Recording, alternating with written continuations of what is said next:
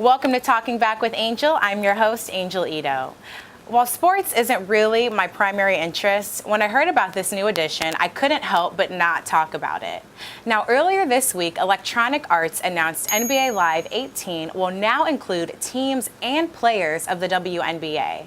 Now, ladies, this is a big deal for us. I know that there has been a lot of controversy about the relevancy of the WNBA in general, and now they're included in a new video game. When we return, we'll speak more with sports reporter Alan Suriel about what this new change means. So I'm back in the studio with sports reporter Alan Suriel. So Alan, let's talk a little bit about this new game. What do you think it means that the WNBA is going to be a part of NBA Live now? It's obviously a big step for the WNBA just because it's in a sense becoming more popular now that it's being included in a video game.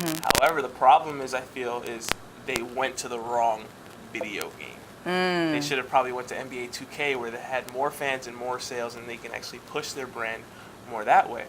But it's obviously good. It's a good stepping stone to kind of build their brand and bring in more fans. And now they can maybe even have little girls who want to be basketball players, and now they can play video games if they never did before. You know what I mean? Yeah, no, that's really awesome. So do you think that there's a lot of controversy with them being in the game because people don't really think the WNBA is relevant? I mean, this is not my personal opinion. This is just what I've heard. It shouldn't be controversial at all. It's something that needed to be done. Like, all right, fine, if they're not going to have their own video game, at least be included in NBA Live or NBA 2K, just because it is a sport. Like, we're acting like these people don't even exist.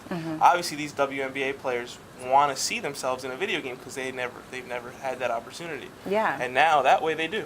So do you think that players will be receptive to this, or? I think players don't have a problem. I think players have been really vocal and supportive of the WNBA. So it shouldn't be an issue at all. Like I said, the biggest problem was probably that the WNBA gave their rights to NBA Live and not NBA 2K. All right, thanks so much, Alan. When we come back, we're going to be talking more about affirmative action and why it needs to stay right where it is. Stay tuned. Cellphone thefts have gone up 54% in the nation's capital. Now, if you're one of those people that likes to text or take a picture in the middle of the sidewalk, you might become a part of the statistic. Come back here. So earlier this week, Donald Trump instructed the Department of Justice to investigate schools that have affirmative action because he believes they're administering discriminatory practices against white applicants. Not only that, but the Department of Justice is seeking lawyers from its Civil Rights Division. So, I mean, is he serious or is this a joke? Because I don't understand. For people that are not familiar with affirmative action is a policy that is intended to level the playing field and provide opportunities for minorities in the workplace and education.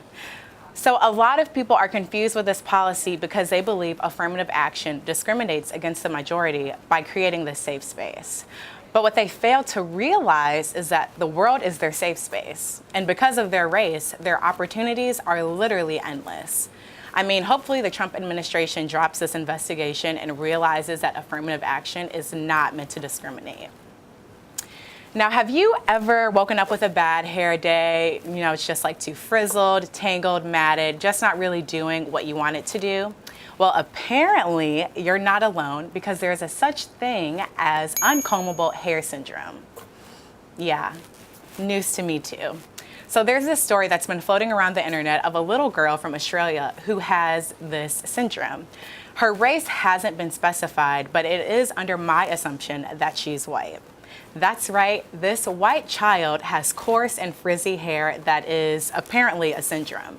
If you take a look at some of these photos, you will see that the hair is in fact very combable. The mother goes on to say that people stare at her hair in amazement and even touch it without asking. She also says that she uses detangling spray and even a wide tooth comb. And you know, as funny as this is, I can't really help but be upset with the attention that it's receiving. The child has beautiful hair that her mother just simply does not know how to do. But more importantly, why is the hair texture of most African Americans on this non-person of color a problem? Why isn't it instead praised for being different? We all know detangling the curls of our kitchen requires elbow grease. So why are its challenges just now being realized when a white person is having this issue? You know, I've said my piece on this, and I really hope that people take a closer look at this issue and realize why it's a problem.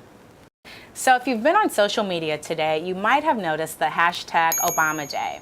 That's right, today is former President Barack Obama's birthday.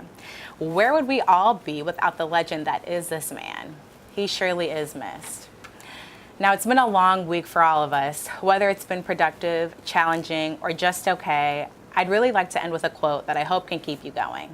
It's a quote by the man himself, Barack Obama.